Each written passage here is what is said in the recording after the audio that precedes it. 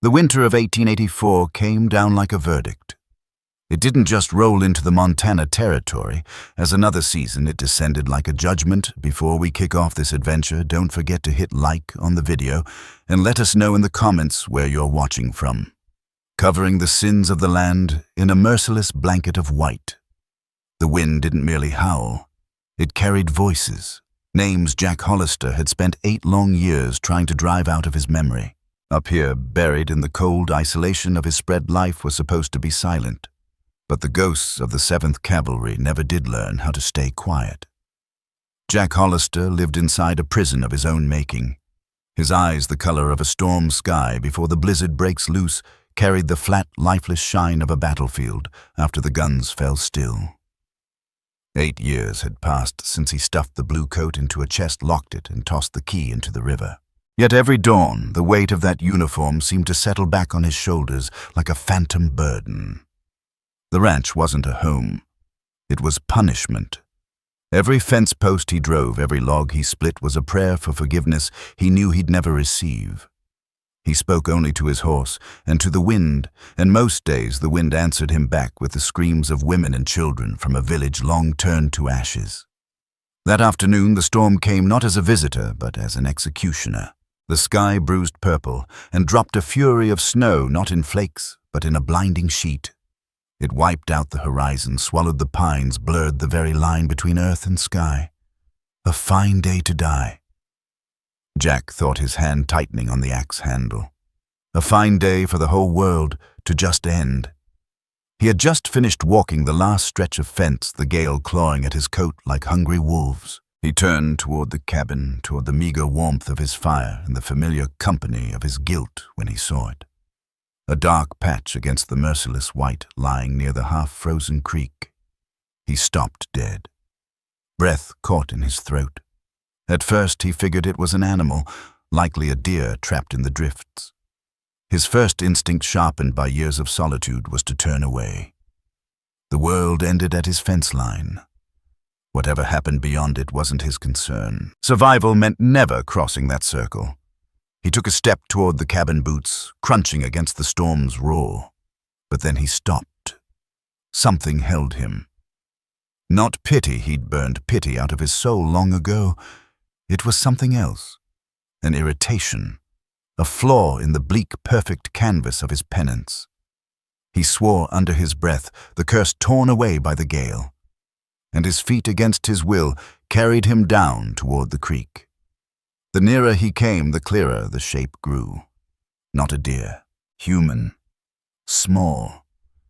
Curled tight in the snow, a final failing attempt to keep in what little warmth remained.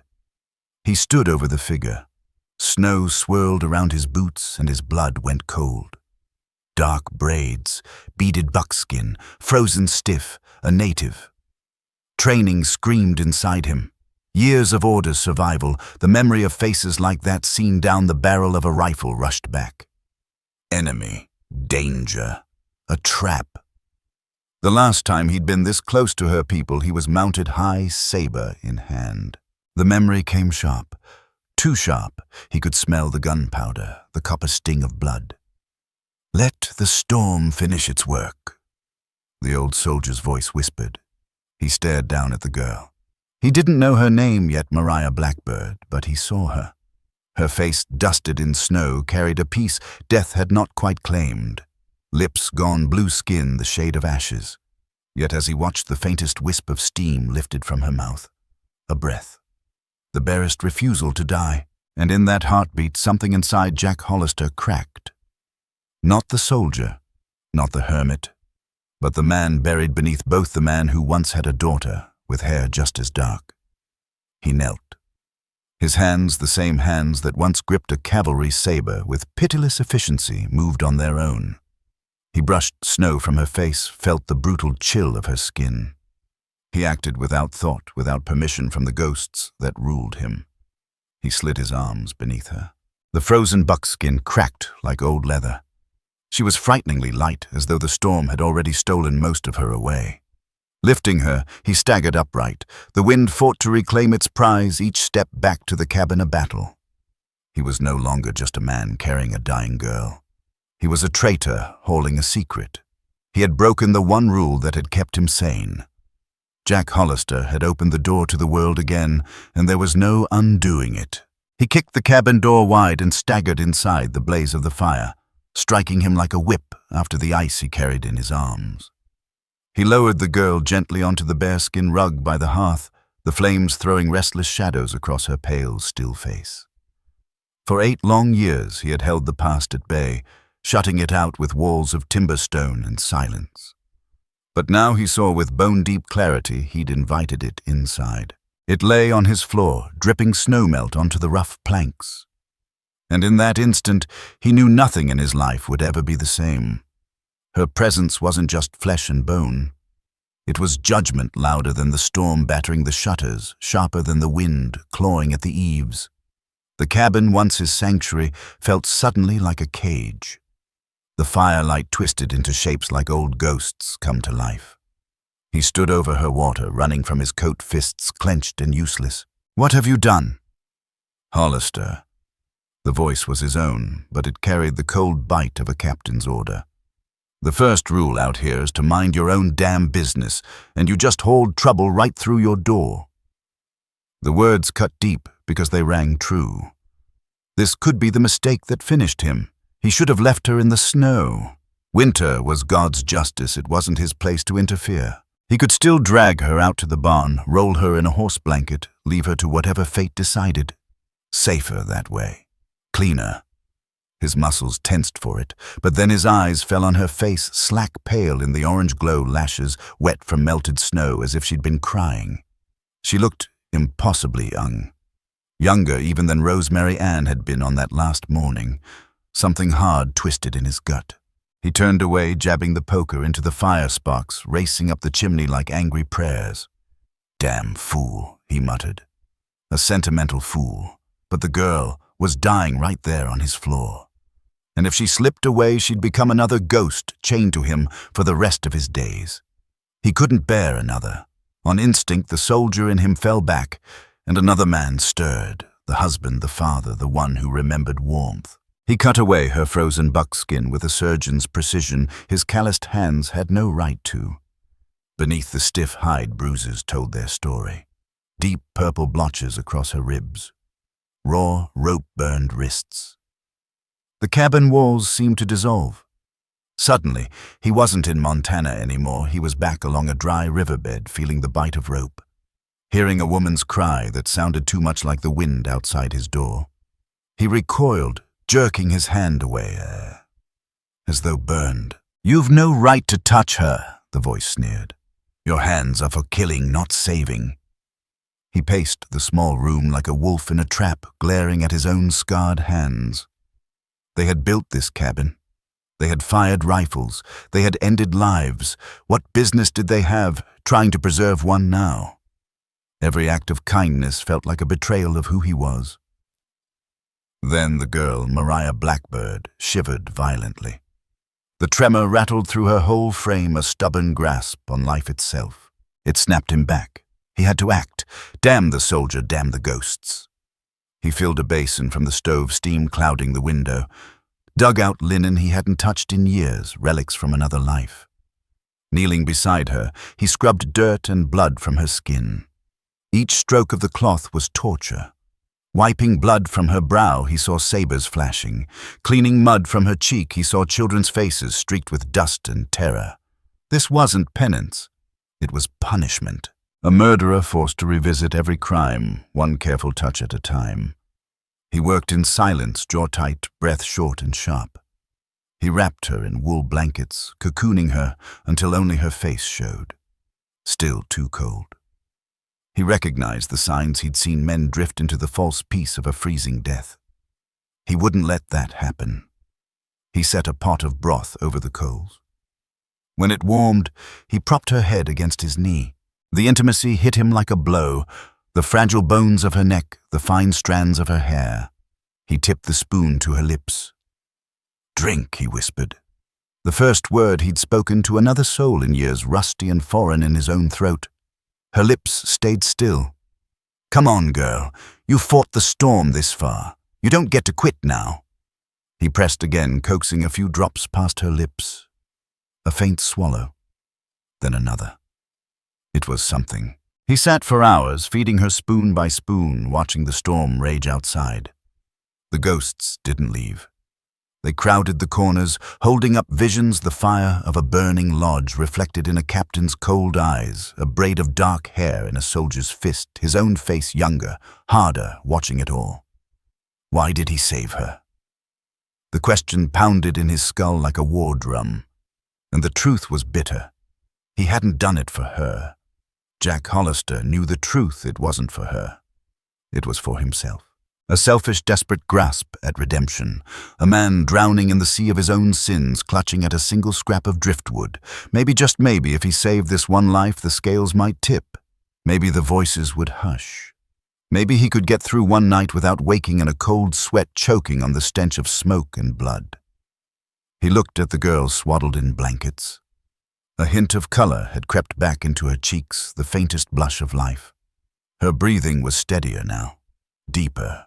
She was still lost to the world, but she no longer lingered on death's doorstep. She was here in his cabin, a living consequence. And that's when he realized the mistake wasn't in saving her. The mistake was believing he could ever run from what he had done. He had built this wilderness prison to wall himself off from the past, but the war had seeped inside, festering in silence for 8 long years. And now, this girl, this stranger from a people he once helped destroy, would force him to face it. Jack Hollister was now at war with his own ghosts. The storm broke with dawn, leaving the land scrubbed clean and painfully bright. But the silence inside that cabin pressed heavier than the blizzard. Jack stirred from a restless sleep in his chair, and his first thought was of her. His eyes darted to the hearth. She was awake. Her eyes, dark as still water, were locked on him. Neither moved, caught in the tense quiet of hunter and prey. Then fear jolted through her body. She tried to push herself back, but her limbs were weak, her movements feeble against the weight of wool blankets. Her breath caught in a sharp, silent gasp of terror. Jack reacted on instinct. He lifted his hands, palms open, a gesture he hadn't used in a decade, one that said plain and simple, "I am not a threat." He eased himself back slowly until his shoulders pressed against the cold log wall. There he stayed, a statue carved from guilt, surrendering the space, leaving the power with her. "Easy now," he rumbled, his voice low. "You're safe here." The words tasted like ash. Safe. With him. The irony cut deep. The first days passed in silence, a truce without words. 2 separate worlds bound under one roof. Jack rose before daylight, left a bowl of broth and a piece of bread by the fire, then vanished into the punishing labor of the ranch. He split wood like he was striking down his own demons, checked fences that needed no checking, anything to escape the suffocating quiet inside. By the time he returned, the bowl was always empty.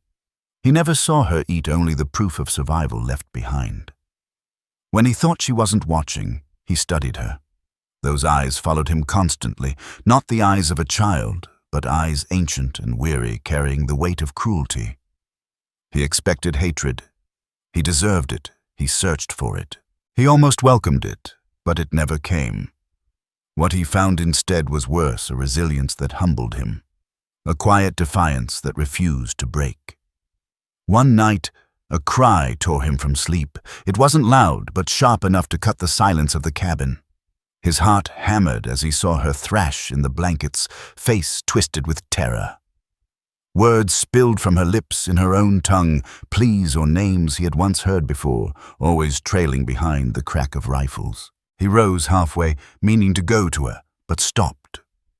What comfort could he offer?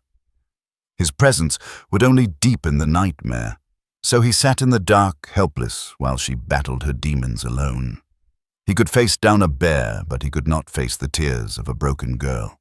The next day he saw her try to rise. Through the window he watched as she pushed herself up, trembling, inching from knees to 1 foot. For a breathless second, he thought she might make it. Then her legs gave out, and she collapsed to the rug, sobbing in frustration. And in that failure, Jack glimpsed her true strength. She wasn't waiting to be saved. She was testing her cage, searching for the cracks in its bars. Respect stirred in him, sharp and painful. He began leaving things, a clean cloth, a water skin. One afternoon he came back to find his torn winter coat, carefully mended rough stitches, tugging the fabric back together. A small pile of thread lay at her side. He looked from the mended sleeve to the girl by the fire. She stared into the flames, her face unreadable. It wasn't an apology. It wasn't gratitude. It was a statement, I am not helpless.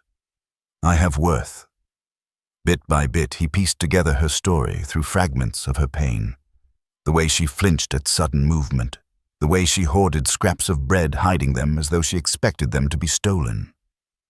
Then came the moment that stopped his breath.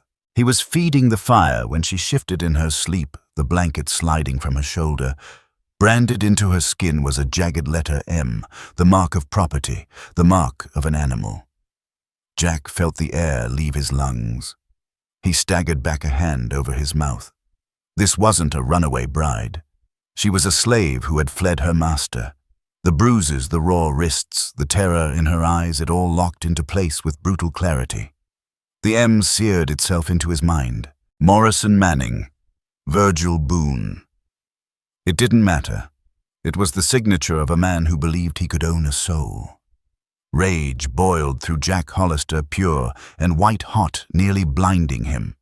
It nearly blinded him, rage so fierce it turned white-hot. Rage for the man who had seared that brand into her flesh, and rage for himself for wearing the uniform that guarded such men, for helping uphold a world where cruelty passed as law.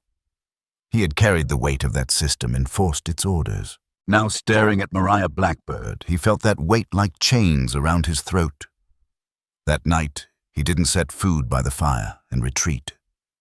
He walked over slowly, careful in every step, and held out the bowl of stew. She watched him warily, body taut, ready to recoil. Then her gaze flicked from the bowl to his face. He let her see it all. Shame, fury, regret. He didn't know what she read in his eyes, but after an eternity she reached out. Her trembling hand brushed his fingers as she took the bowl. The touch was brief, almost nothing. Yet it was the first contact between them that wasn't born of violence or necessity. As she ate, Jack understood Mariah was no mere runaway. She wasn't a victim. She was a warrior, beaten down but unbroken, crawling through snow and death to continue her fight. By saving her, he hadn't just offered shelter, he'd chosen a side. Maybe the wrong side by the law he once served. But for the first time in 8 years, it felt like the right side. The truth came in pieces, not in a flood. Whispers in fractured English words dragged from her like fragile gifts.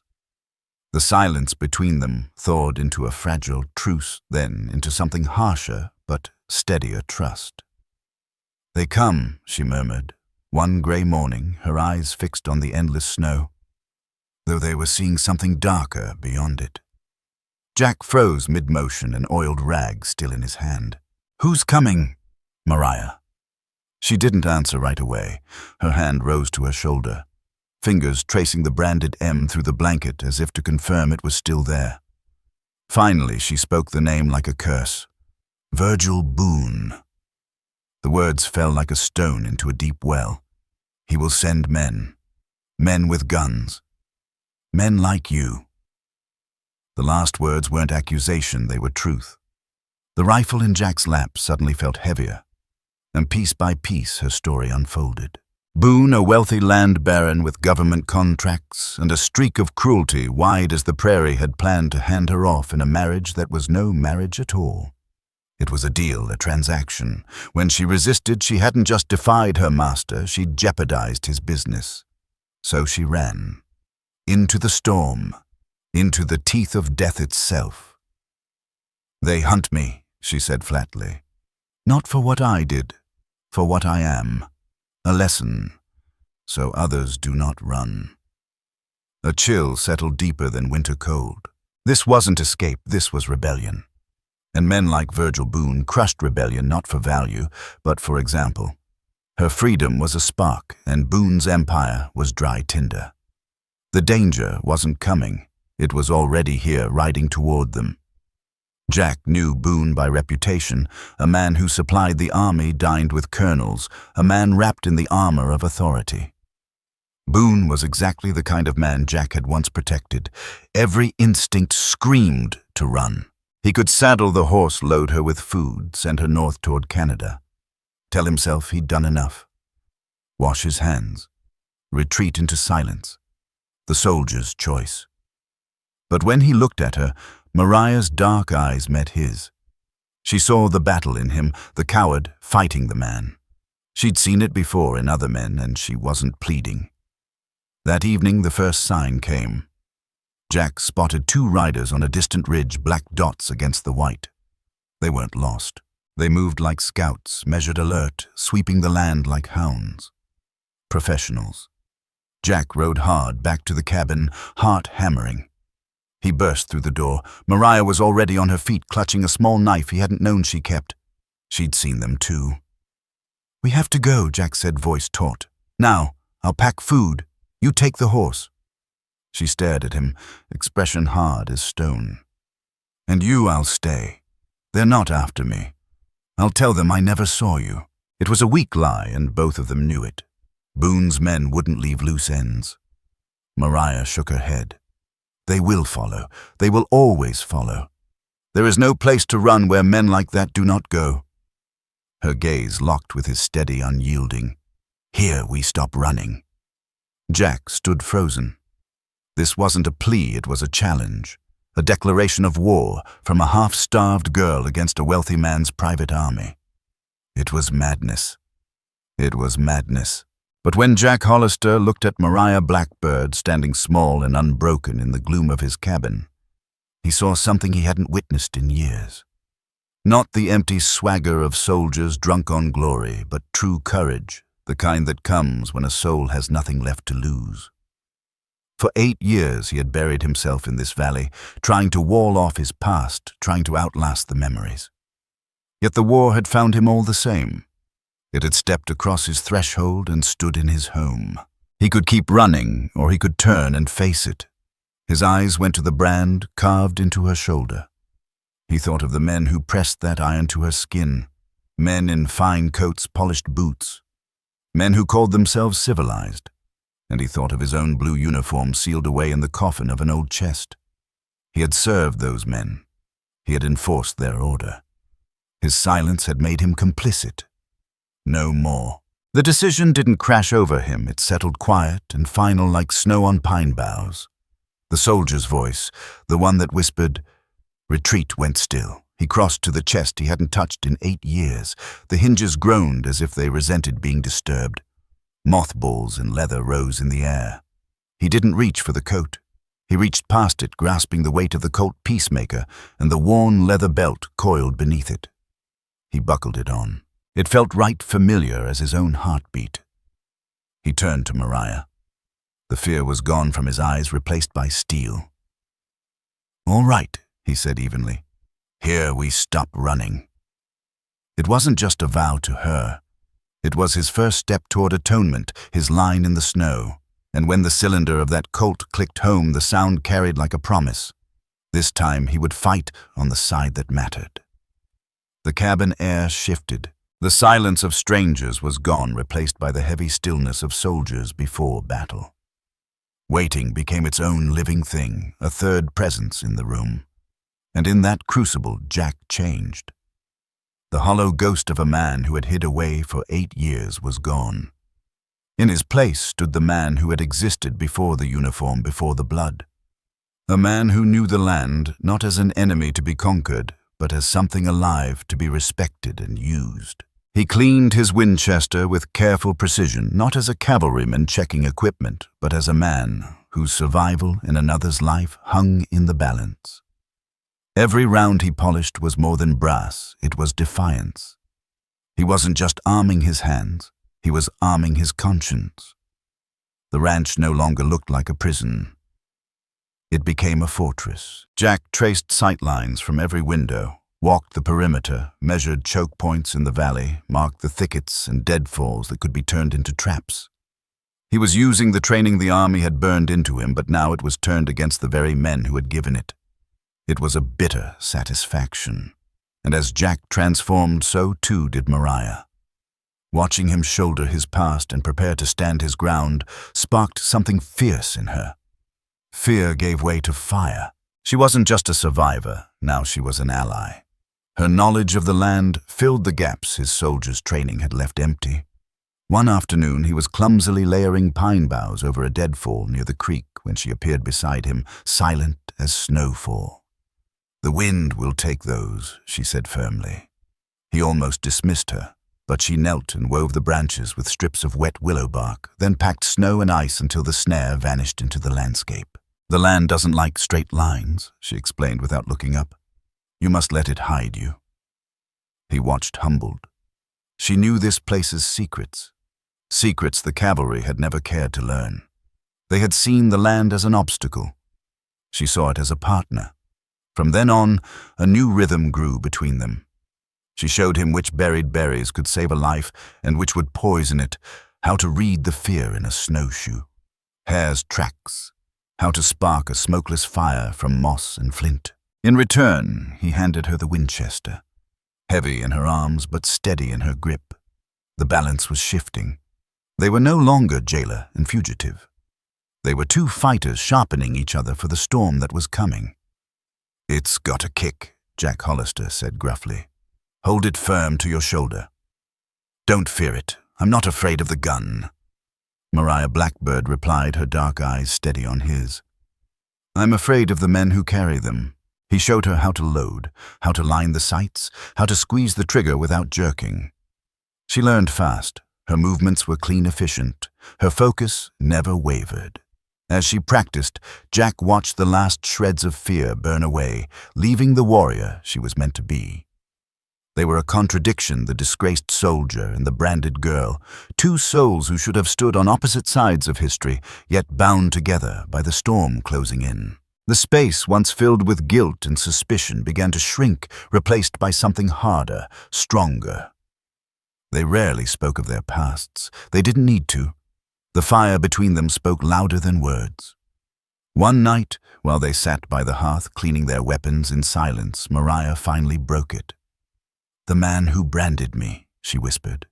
"He said the mark would remind me who I belonged to." Jack froze, his hand tightening around the cleaning rod. "He was wrong," she continued, eyes fixed on the flames. She touched her scar. "This mark doesn't tell me who I belong to.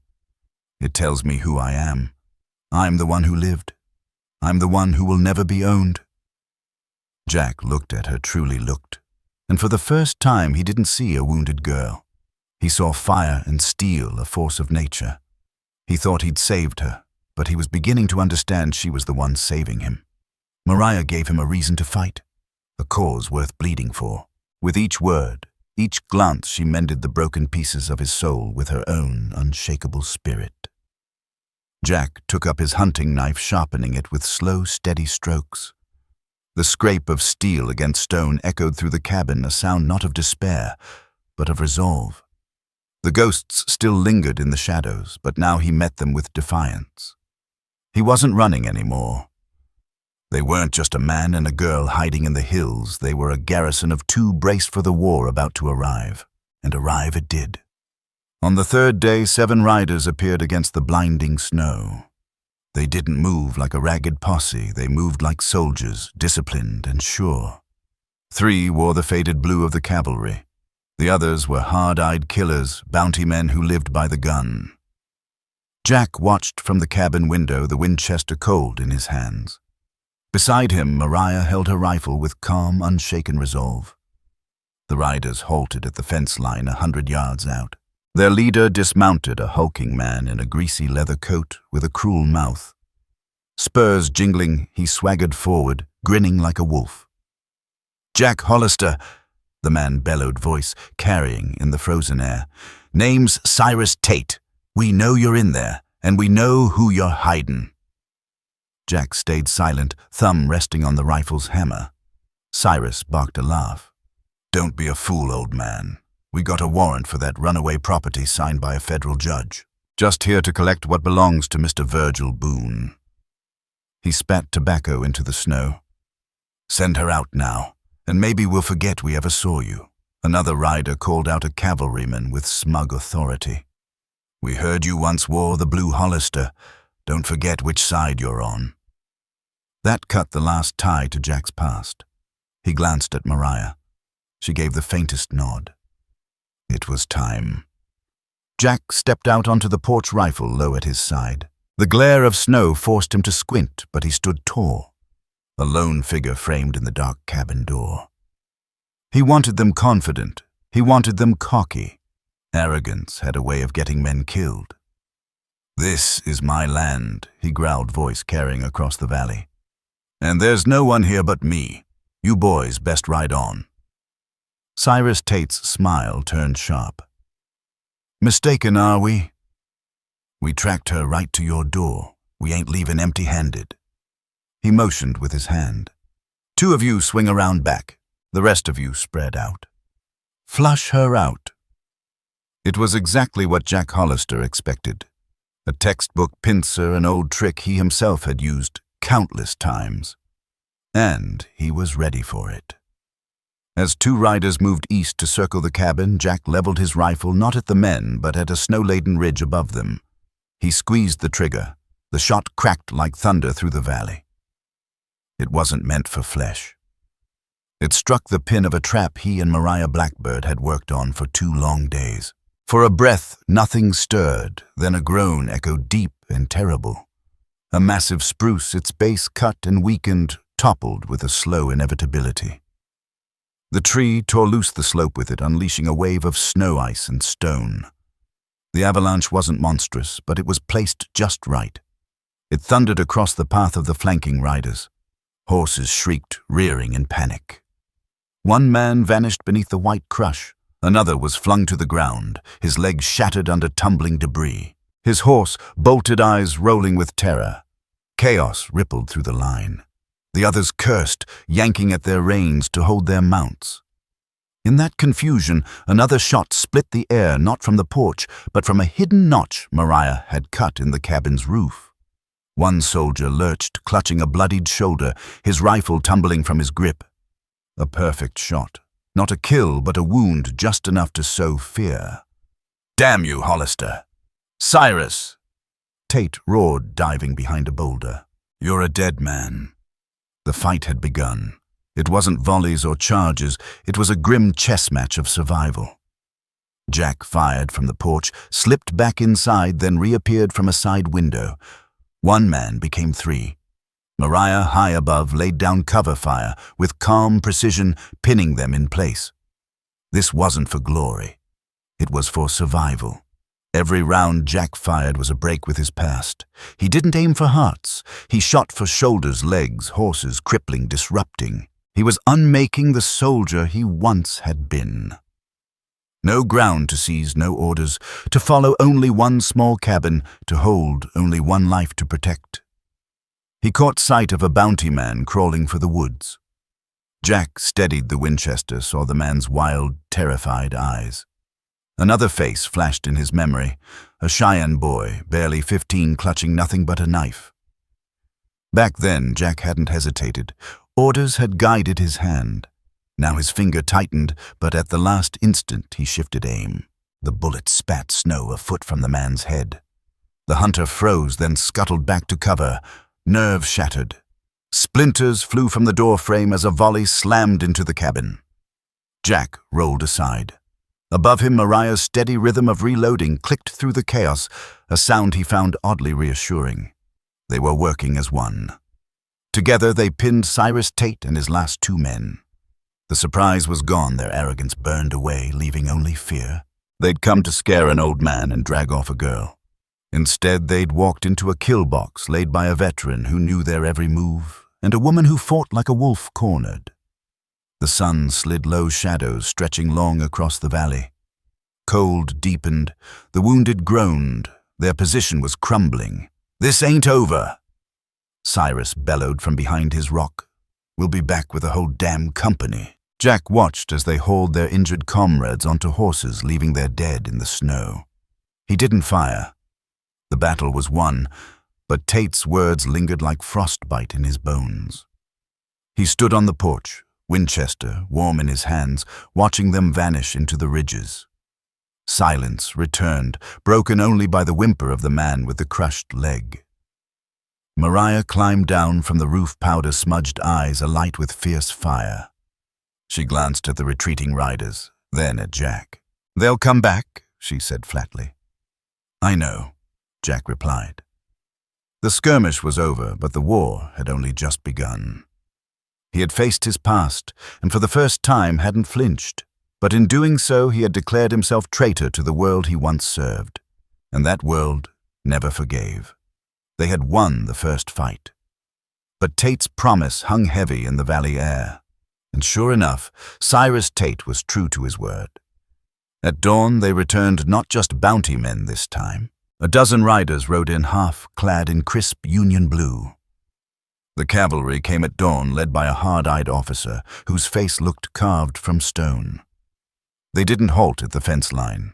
They rode straight into the valley as if they owned it, their horses churning up blood-stained snow. The man with the crushed leg was gone. Jack Hollister knew what that meant. They hadn't saved him. They'd silenced him. Dead men told no tales. The officer trotted forward, reining up barely 20 yards from the porch. His gaze fixed on Jack with scorn so sharp it cut the air. "Jack Hollister, by order of the United States Army and the Territorial Authority, you're under arrest for impeding federal officers, harboring a fugitive, and murder." Jack's reply was raw gravel in his throat. "The only murderers here are the men you ride with." Inside the cabin, he and Mariah Blackbird crouched behind barricaded windows. They had worked through the night, shoring up defenses, but as Jack studied the ranks outside, disciplined, steady, too many despair knotted in his gut. This wasn't a fight. It was an execution. "You had your chance to be a soldier, Hollister," the lieutenant sneered. "Now you'll die like a traitor. Open fire." The world erupted. A storm of rifle fire tore into the cabin, splintering logs, shattering glass, filling the air with choking dust and smoke. Jack and Mariah dropped to the floor as bullets screamed overhead. This wasn't like yesterday's skirmish. This was a siege cold and methodical. The soldiers laid down covering fire, while the bounty men Cyrus Tate and his kind crept forward using trees and rocks for cover. Jack and Mariah answered with a fury born of desperation. They struck from window and door, shifting positions so fast it seemed more than two were inside. Mariah's rifle cracked. One bounty man screamed, clutching a bleeding leg. Jack fired his shot, ricocheting off stone, forcing soldiers into cover. But for every shot they loosed, 10 came back. The cabin shuddered under the onslaught. A bullet punched through inches from Jack's head, spraying splinters into his hair. They were being smothered, ground down. Hope flickered dim and fragile, and then another sound rose over the chaos horses on the trail. A voice thundered through the smoke. "Hold your fire," I said. "Hold your damn fire." The gunfire faltered, then stopped. Smoke curled in the sudden silence. 2 riders crested the ridge. At their head rode Sheriff Franklin McCoy, barrel-chested mustache, graying a silver star glinting on his coat. Behind him rode his son, Jesse 20, and untested, his steady gaze lacking his father's weariness. Sheriff McCoy reined in, his sharp eyes sweeping over the bullet-riddled cabin, the corpses in the snow, the line of soldiers arrayed for slaughter. His weathered face hardened even more. "Lieutenant," he said, voice calm as a cocked hammer. "What in God's name is happening here? This is my county." The officer stiffened. "Sheriff, this is military business. We're apprehending a fugitive and the traitor harboring her under federal authority." He brandished a paper warrant. McCoy didn't glance at it. His eyes slid instead to Cyrus Tate skulking behind a tree. "A military matter, is it? Funny, because I see Cyrus Tate there. Man, I ran out of this county last year for stage robbery." As the sheriff spoke, Jesse's attention locked on the cabin. He saw shattered wood, the stubborn defense mounted within. He remembered the stories Jack Hollister, the crazy hermit who lost his family, who turned his back on the world. But this didn't look like madness. This looked like a man defending his ground. Then Cyrus Tate opened his mouth, sealing his own fate. "We got this handled, Sheriff. Just a broken-down old coot and a savage squaw. We'll be done here soon enough." The slur cut through the air like a whip, and in that instant, Jesse caught a flicker of motion near the cabin's blind spot. Another bounty man, thinking himself unseen, creeping low, knife in hand. He wasn't there to take prisoners. "Father!" "Look out!" Jesse shouted. Too late. The bounty hunter lunged for the back window, but before he reached it, the glass shattered outward. Mariah Blackbird burst through fury, burning in her eyes. She didn't shoot. She swung her rifle like a club. The butt caught the man under the jaw with brutal force. He crumpled in the snow unconscious. The raw courage of the act stunned the valley into silence. Jesse's pulse thundered as he stared. For a heartbeat, he saw her face young, frightened, yet unyielding. He saw the branded scar on her shoulder flash in the light. And he understood. This fight wasn't about a fugitive. This wasn't about law. It was about something far uglier. "That's enough." Sheriff Franklin McCoy thundered his Colt, seeming to leap into his hand. "This ends now. Everyone drop your weapons." The lieutenant stiffened, his face twisted with fury and hesitation. "You have no authority here, Sheriff. This is a military operation." "I have authority." McCoy shot back, his voice like steel. "When I see men about to hang judgment without trial in my county. And I've got a dozen deputies 2 miles behind me who'll back me up." It was a bluff, but it landed heavy. At that moment, Jack Hollister stepped into the doorway. His rifle hung low, but his presence carried weight. He looked first at McCoy, then at Jesse. Sheriff Jack rasped, "All this is over a girl who refuses to be a man's property. Ask your boy there, ask him what he just saw." Every eye turned to Jesse McCoy. The young man felt the weight of it all pressing down. He could keep silent, could bow to the lieutenant's warrant, could cling to the safe choice. But he had seen Mariah Blackbird's face and her scar, the blade aimed to gut her while soldiers stood idle. The paper in the lieutenant's hand was a lie, and Jesse knew it. He drew a breath, straightened, and let his voice carry. "I saw a man try to knife an unarmed woman," he declared clear and steady. "And I saw her fight for her life. The only crime I see is the one being done by these men." His hand shook, but his finger pointed straight at Cyrus Tate. "And I'll testify to that in any court in this territory." The words landed harder than any bullet. Truth hung in the air, undeniable. Tate's face drained white. The lieutenant faltered his authority, cracking like glass under weight. His whole case now hung on the word of bounty hunters, just accused of attempted murder against the sheriff's own son's testimony. Sheriff McCoy holstered his pistol slowly, never looking away from the officer.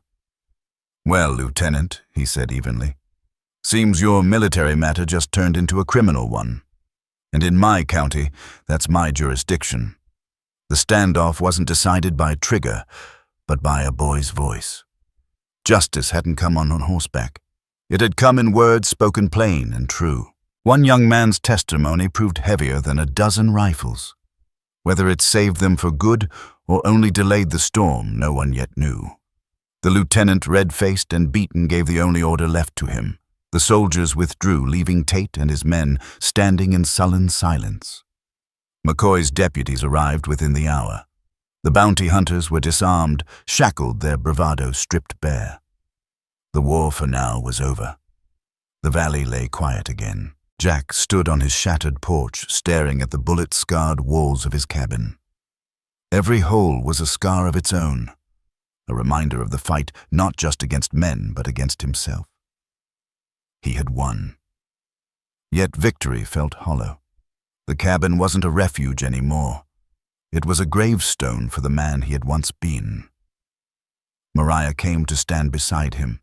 She looked at the cabin, then to the wilderness stretching wide and endless beyond. She was free, but freedom was a strange country she had never walked before.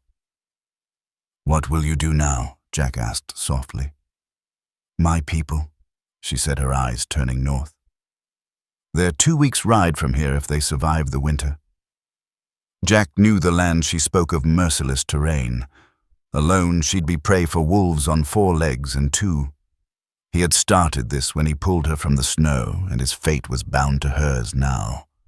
There was no cutting free. "I'll take you," he said. Not an offer, not a question. A vow. So began their journey north, a quiet pilgrimage. Words were few, but understanding was deep. Jack taught her the stars, how to guide by their cold light. She taught him the hidden roots and plants that kept hunger at bay. He guarded her against the perils of the trail. She guarded him against the wilderness in his own soul. With every mile from his ranch, the weight of 8 years lifted bit by bit, replaced by a simple purpose, the road ahead. At last, they came to her people, what was left of them. The tribe of the Blackbird Hills, tucked away in a valley, hidden from the world. Smoke curled from a handful of rough-hewn lodges, a remnant of a proud nation scarred but not broken. As they rode into the valley, figures stepped from their lodges, faces hard with suspicion yet softened by wonder.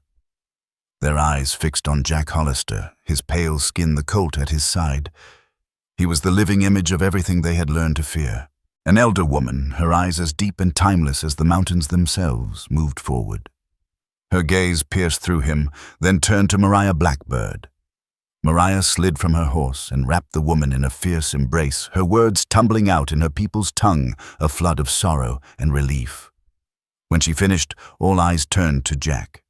He felt their stares like arrows. He was a trespasser here, the embodiment of scars his kind had carved into their lives. He braced for hatred, for the demand to leave. "This is my grandmother," Mariah said softly. "Hannah, 2 moons. She asks why a white soldier would do this." Jack dismounted slowly. He didn't look at Hannah at first. Instead, his eyes swept over the gathered faces, the survivors, the ones his own world had tried to erase. Then he unbuckled his gun belt and laid it in the dirt. It wasn't surrender to them, it was surrender to his past. His voice was rough, strained by years of ghosts. "Tell her, a man can walk the wrong trail his whole life. If he's lucky, God grants him one chance to find his way back." At last he met Hannah's gaze. He let her see the regret carved deep into him, the shame and sorrow no words could cleanse. He didn't beg forgiveness. He had no right to. He turned ready to walk away, to vanish into another valley alone. But Mariah's voice caught him. "She asks you to stay." Jack froze, his back still to them. "Why are men a few? Our hunters are young." Mariah translated, her throat tight with emotion. "She says the debt is paid. She says a man who will fight for what is right has a place here. She says a man who knows loss can help a people rebuild." Jack turned slow and uncertain. He looked at Mariah, at Hannah. 2 moons at the wary ring of faces. They weren't offering him shelter. They were offering him something harder and more precious. A reason. A chance to build instead of destroy. Jack Hollister, the soldier, the hermit, the killer, stayed. He spent the rest of his years in that hidden valley. Never again did he raise a weapon in anger. Instead, his hands built mended, planted. He taught boys to track game for food, not war. He sat by fires with the elders, listening, letting their stories soak into him like healing rain. He never found absolution. Some sins cut too deep for that, but in humble service to the tribe of the Blackbird Hills, the very people he once helped to break, he discovered something greater. Peace. Not in silence, not in solitude, but in connection, in purpose. And for a soul that had fought too long, peace was the only grace that mattered. This tale of Jack and Mariah reminds us no soul is too far gone, no winter too bitter to be thawed by compassion. Redemption isn't erasing the past. It's choosing day by day who we will be now. Jack could never undo the soldier he had been. But by protecting Mariah Blackbird, he chose the man he was becoming. She had given him more than a reason to fight. She had given him a reason to live. So carry this story with you. Think on the walls you've built and what it might mean to open a door, even a crack. Courage isn't the absence of fear. It's stepping forward in spite of it. Jack thought he had saved Mariah's life, but it was her unbroken spirit that freed his soul. If this story has touched your heart, I invite you to stay with us to discover more true tales of the Wild West. Stories that honor resilience, tenderness, and the spirit that God placed in those who blazed the trail. Subscribe, share, leave your thoughts in the comments, and join us once again to journey across this unharmed land. Thank you.